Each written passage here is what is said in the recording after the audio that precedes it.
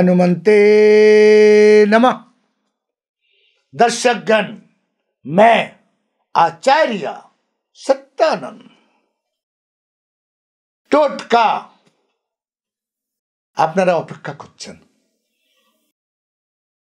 দর্শকগণ, হিন্দু সনাতন ধর্মে আমাদের জীবনে আপনি জানেন আমাদের আঙ্গনে যে তুলসী গাছটি লাগান তার মহত্বটা কি, কেন লাগান?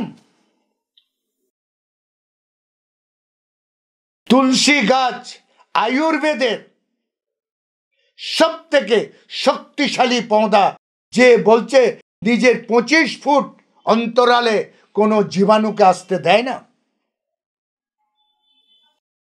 আপনি একটি সার্ভে করে দেখুন, যারা ক্যান্সারে ভুগেছে তাদের বাড়িতে তুলসী গাছ ছিল না।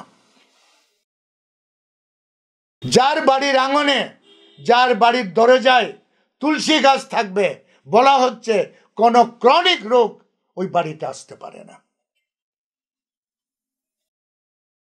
অবাক!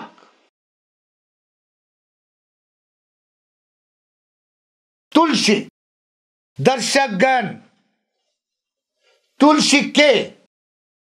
তুলসী হচ্ছে লক্ষ্মীর একটি বৃক্ষরূপে আবরণ। তুলসী, দর্শকগণ, কুবেরের কাছে যে অষ্টলক্ষ্মী আছে সেখানে মহাদেবও থাকে পাশে, কেন কি উত্তর দিশা হিমালয়তে দুটি মহান শক্তির নির্বাহ, একটা হচ্ছে ভগবানের কেশিয়ার কুবের, আরেকটি হচ্ছে মহাদেব। মহাদেবের আশীর্বাদ আছে আর বিষ্ণুর আশীর্বাদ আছে। বলা হচ্ছে যে বাড়ির দরজায় তুলসী বৃক্ষ থাকবে সেই বাড়িতে অষ্টলক্ষ্মীর নিবাস থাকবে। দর্শকগণ, আজ এই মাসটি বলা হচ্ছে নতুন 2025-এর নতুন বছর শুরু হলো। পুরো বছরটি আপনি সমস্ত রূপে ঠিক থাকার জন্য, মানব জীবনে অর্থের একটা বিশাল বড় জায়গা। অর্থ বলা হয় जेब में रुपया है तो हर चीज सस्ता है। গরিবী বলে কোনো জিনিস নেই। গরিবী শব্দের অর্থ হচ্ছে ওর কাছে ধন নেই, ওর কাছে টাকা নেই, ওর কাছে জীবন যাপন করার সামর্থ্য নেই, এটাই গরিবী। আমির হচ্ছে কারা? যাদের কাছে নিজের আবশ্যকতা থেকে বেশি টাকা আছে আর অনেক লোকের লালন পালন করছে, তারা হচ্ছে আমির। ডিফারেন্স এটা। কাল যদি আপনার কাছেও টাকা চলে আসে, আপনিও আমিরের মধ্যে গিনতি হবেন।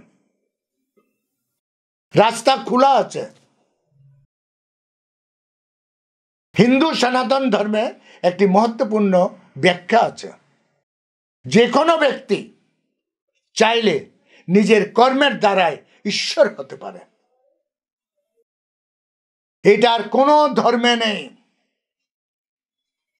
কোন ধর্মে ঈশ্বরত্ব মানুষ আর পায় না, কিন্তু একমাত্র সনাতন ধর্মে নিজের কর্মের দ্বারাই, নিজের যশ দ্বারাই, নিজের সততার দ্বারাই, নিজের প্রয়াসের দ্বারাই, নিজের জীবন নির্বাহ দ্বারাই সাধনা মেডিটেশন করে বলা হয় আপনি ঈশ্বরের জায়গাও পেতে পারেন। দর্শকগণ, নতুন বছরের এই টোটকাটি যেটা আমি আজকে আপনাকে দিতে যাচ্ছি, এই টোটকাটি আপনি যখন করবেন মনে রাখবেন নতুন বছরে করবেন, পুরো বছর আপনাকে সুখ আর সমৃদ্ধি দেবে।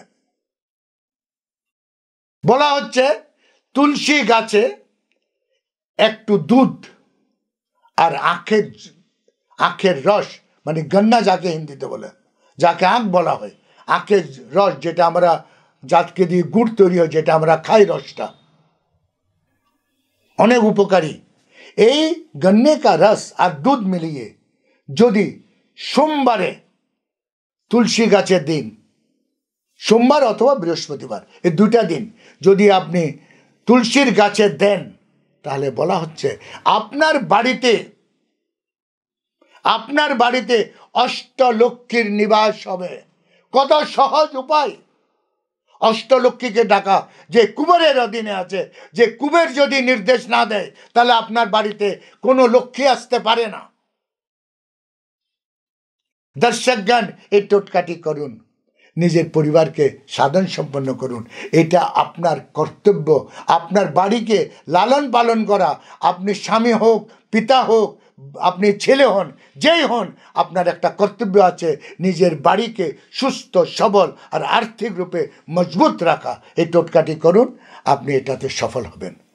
আজকে আমার সময় এখানে শেষ। কাল আবার আসছি আরও একটি টোটকা নিয়ে। ওম হনুমন্তে নমঃ।